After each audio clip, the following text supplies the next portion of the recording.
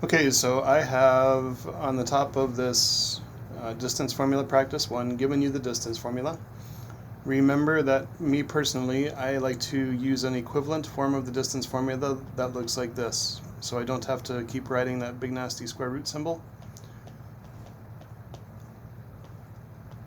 Oops, that should be a plus, not an equals.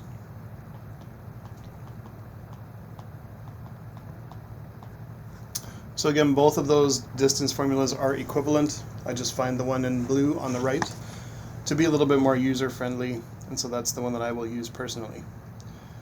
Moving down, you can see that I've already labeled my points, and so we can go ahead and get started with this. Every single time I do this, I am going to write the distance formula.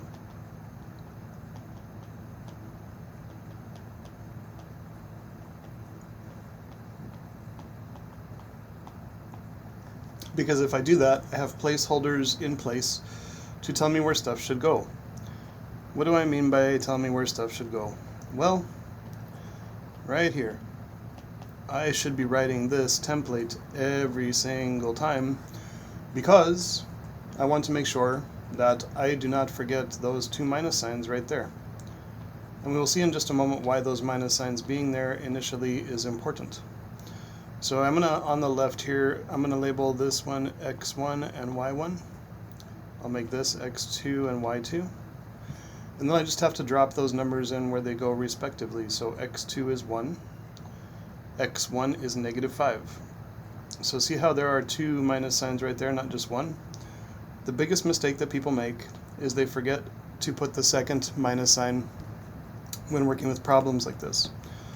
y2 minus y1, we will have negative 2 minus positive 5. And so I do need to do some cleaning up of the signs. So those two negatives next to each other, 1 minus negative 5 needs to be rewritten as 1 plus 5 squared plus negative 2 minus 5 is negative 7.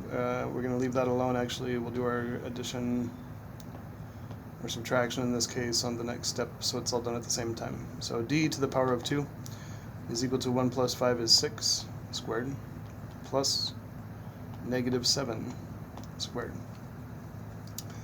So d squared is equal to 36 plus 49. D squared is equal to 85. And remember here we take the square root of both sides because square rooting is the inverse operation of squaring. And so we are going to get d is equal to whatever the square root of 85 is. Just a second with my calculator here. 9.22.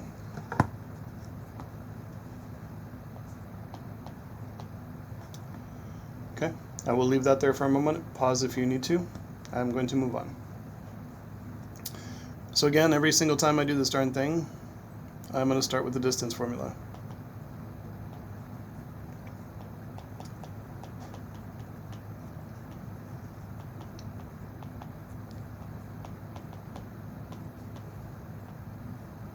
Okay, now all we need to do is drop those values in correctly, and that's why we start with the x2 and the x1 where they are, because that helps us make sure we are putting numbers in the correct spot. We also want to make sure we get those minus signs in there.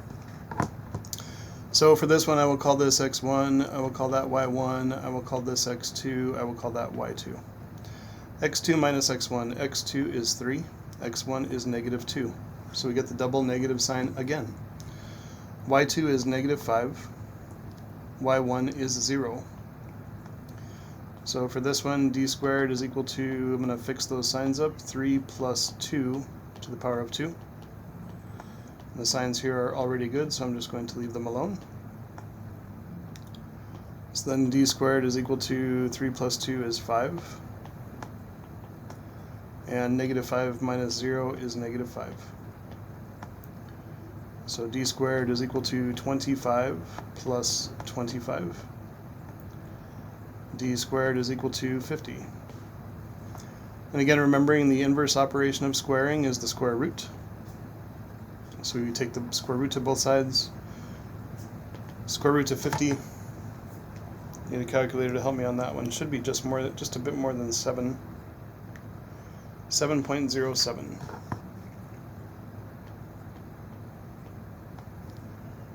Okay, that's going to be it for those first two. I will be back with the video for the next page.